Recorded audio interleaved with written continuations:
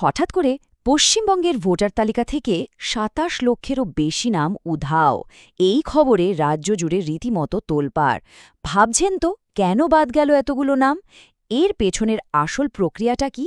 চলুন এই পুরো বিষয়টা আজ ধাপে ধাপে সহজভাবে বুঝে নেওয়া যাক। তো সবার আগে চলুন ওই সংখ্যাটাতেই ফোকাস করা যাক, যেটা নিয়েই যত আলোচনা, যত বিতর্ক। হ্যাঁ, সংখ্যাটা কিন্তু কোনো ছোটখাটো সংখ্যা নয়। ২৭,৭১,০০০। ভাবা যায়, নির্বাচন কমিশন নিজেই এই তথ্যটা কনফার্ম করেছে। আর এত বড় একটা সংখ্যা স্বাভাবিকভাবেই মনে অনেক প্রশ্ন জাগাচ্ছে, তাই না? কাদের নাম বাদ গেল আর কেনই বা গেল? কিন্তু একটা প্রশ্ন আসতেই পারে, এই ২৭ লক্ষ নাম কি ইচ্ছে মতো বাদ দেওয়া হয়েছে? না, একদমই তা নয়।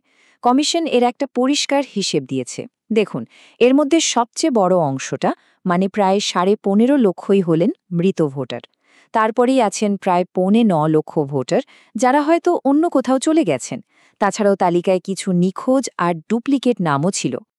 তাহলে আসল প্রশ্নটা হলো, এত বড় একটা ক্লিন আপ বা তালিকা সংশোধনের পেছনে সরকারি প্রক্রিয়াটা ঠিক কি? মানে কিভাবে এই বিশাল কাজটা করা হচ্ছে? এই পুরো ব্যাপারটা পেছনে রয়েছে একটা বিশেষ প্রক্রিয়া, যার নাম দেওয়া হয়েছে স্যার। চলুন একটু গভীরে গিয়ে জেনে নেওয়া যাক এই স্যার আসলে কি, কারণ এটা বুঝলেই কিন্তু পুরো ছবিটা একদম জলের মতো পরিষ্কার হয়ে যাবে। স্যারের পুরো কথাটা হলো স্পেশাল ইন্টেন্সিভ রিভিশন। এখন এই ভারী নামের মানেটা কি? সহজ কথায় বললে এটা হলো নির্বাচন কমিশনের একটা বিরাট উদ্যোগ। আসল লক্ষ্য একটাই, ভোটার তালিকা থেকে সমস্ত ভুল ভ্রান্তি ছেঁটে ফেলে একটা নিখুঁত আর স্বচ্ছ তালিকা তৈরি করা, যেখানে সব তথ্য ডিজিটাল হবে আর ভেরিফাইড থাকবে। আচ্ছা, এই প্রক্রিয়াটা যে স্বচ্ছভাবে হচ্ছে সেটা নিশ্চিত করার জন্যেও কিন্তু নির্বাচন কমিশন বেশ আঁটোসাঁটো ব্যবস্থা নিয়েছে। ভাবুন, পুরো পশ্চিমবঙ্গের জন্য একজন বিশেষ পর্যবেক্ষক নিয়োগ করা হয়েছে। শুধু তাই নয়, রাজ্যের ১২টা বড় জেলার জন্যেও আলাদা করে ১২ জন অভিজ্ঞ আইএএস অফিসারকে দায়িত্ব দেওয়া হয়েছে। তাদের কাজ একটাই, সবকিছু ঠিকঠাক হচ্ছে কিনা তার ওপর কড়া নজর রাখা, যাতে গোটা প্রক্রিয়াটা কমিশনের নিয়মকানুন মেনেই চলে। আর আমাদের দেশে এত বড় একটা নির্বাচনী প্রক্রিয়া, আর তাতে রাজনৈতিক বিতর্ক থাকবে না? তা কি হয়? একদমই না। এখানেও ঠিক তাই হয়েছে। প্রশাসনিক পদক্ষেপের সঙ্গে সঙ্গেই শুরু হয়ে গেছে রাজনৈতিক অভিযোগ আর পাল্টা অভিযোগের পালা। এখানে বিতর্কটা কিন্তু একেবারে সরাসরি। একদিকে রাজ্যের শাসক দল তৃণমূল কংগ্রেস আর অন্যদিকে নির্বাচন কমিশন। তৃণমূলের অভিযোগ এই প্রক্রিয়ায় স্বচ্ছতার অভাব আছে। আবার অন্যদিকে নির্বাচন কমিশন চাইছে তাদের বুথ লেভেল অফিসার মানে বিএলওরা, যারা একদম মাঠে নেমে কাজটা করছেন, তারা যেন কোনো রকম রাজনৈতিক চাপের মুখে না পড়েন। আর সেই জন্য তারা রাজ্য পুলিশকে চিঠিও দিয়েছে। এই বিতর্ক আরও তুঙ্গে ওঠে যখন তৃণমূলের সর্বভারতীয় সাধারণ সম্পাদক অভিষেক ব্যানার্জির মতো হেভিওয়েট নেতা সরাসরি বলেন যে কমিশনের নির্দেশিকার অপব্যবহার করা হচ্ছে।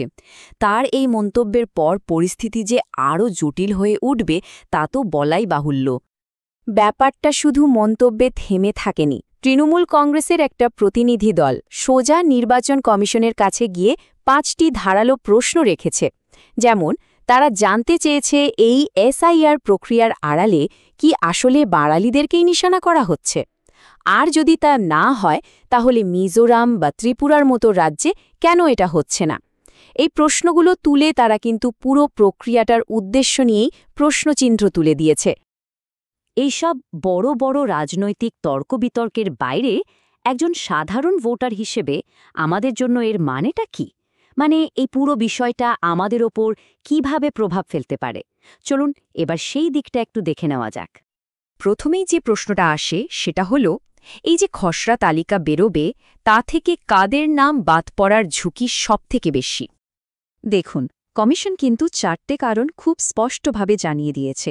নাম বাদ যেতে পারে যদি ১. নির্দিষ্ট সময়ের মধ্যে ফর্ম জমা না দেওয়া হয়ে থাকে, ২.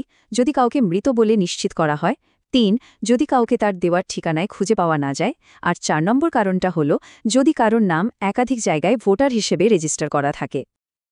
আচ্ছা, ফর্ম তো জমা দেওয়া হলো, তার মানে কি সব চিন্তা শেষ? না, ঠিক তা নয়। এরপরেও কিন্তু কয়েকজনকে শুনানির জন্য মানে হিয়ারিংয়ের জন্য ডাকা হতে পারে। এখন প্রশ্ন হল, শুনানিতে কেন ডাকা হবে? এর পেছনে মূলত ৩টে কারণ থাকতে পারে। প্রথমত, ডিজিটাল তথ্য যাচাই করার সময় যদি কোনো গরমিল চোখে পড়ে। দ্বিতীয়ত, একটা পুরনো রেফারেন্স পয়েন্ট হিসেবে ২০০২ সালের ভোটার তালিকা দেখা হচ্ছে, সেখানে যদি আপনার বা আপনার পরিবারের কারো নাম খুঁজে না পাওয়া যায়। আর তৃতীয়ত, আপনি নতুন ফর্মে যে তথ্য দিয়েছেন সেটার সঙ্গে যদি কমিশনের কাছে থাকা পুরনো তথ্যের কোনো অমিল থাকে, তাহলেও আপনাকে ডাকা হতে পারে। তো সব মিলিয়ে পরিস্থিতিটা বেশ জটিল।